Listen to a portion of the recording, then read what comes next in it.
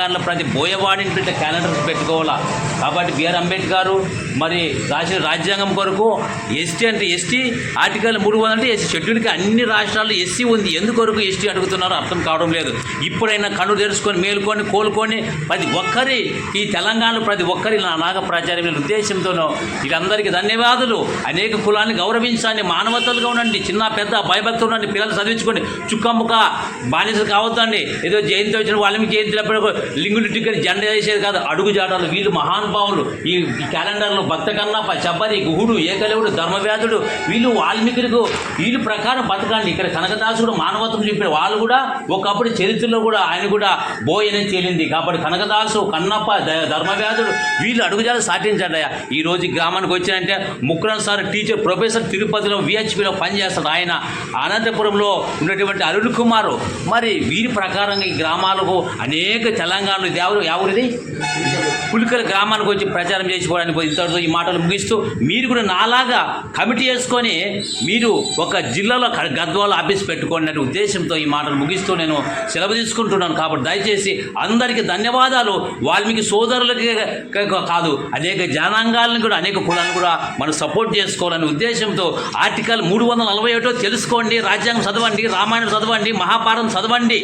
ఏకలవుడు అర్జున్ కనిపించిన వాడు ఏకలవుడు బోయేవాడు కాదంటారా? ఒక శబరి రామాయణం రామలక్ష్మణులు కూడు పెట్టిన జాతి ఈ శబరి కాదంటావా? గుహుడు ఒక శృంగిపరక రాజు, ఆయన ఒక గుహుడు, ఒక బోయకు రాజు, నిషాద రాజు. ఇటువంటి చరిత్రకెళ్ళి పోయి చుక్కముక్క బానిస కాదు, చాలా బాధాకరం.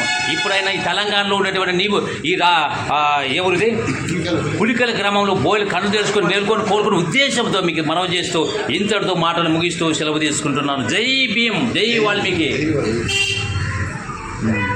మగాడన్నాక తెగింపు ఉండాలరా.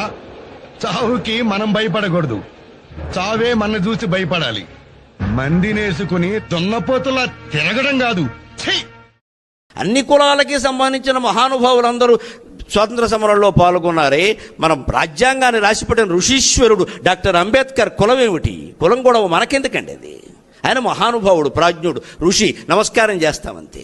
అసలు ఆ రాజ్యాంగాన్ని రచన చేయడం ఎవడి వల్ల అవుతుందమ్మా? అంబేద్కర్ దైవాంశ సంభూతుడు కాబట్టి రాశాడు. అక్కడ సామాన్యుడి వల్ల అయ్యే పని అది.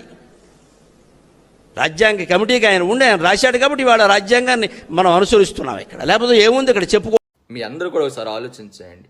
ఫ్రెంచ్ విప్లవం తీసుకోండి, అమెరికా విప్లవం తీసుకోండి, రష్యన్ విప్లవం తీసుకోండి. రక్తం చిందించకుండా ఎక్కడా కూడా స్వేచ్ఛ రాలే. కానీ బాబాసాహెబ్ అంబేద్కర్ ఆయన గన్న ద్వారా కానీ కత్తి ద్వారా కానీ దేశంలో సమానత్వాన్ని, స్వేచ్ఛని తీసుకురాలే.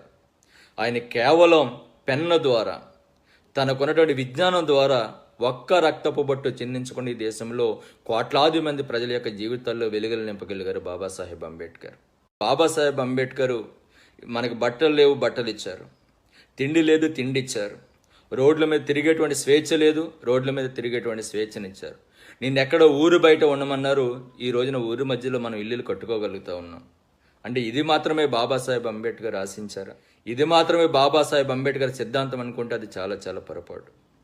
ఇంతకు మించి మనం ఎదగాలనేటువంటిది బాబాసాహెబ్ అంబేద్కర్ యొక్క ఆలోచన. మనం ఇంకా ఎంతో ఉన్నత స్థానాల్లోకి వెళ్ళాలని చెప్పేసి బాబాసాహెబ్ అంబేద్కర్ ఆశించారు.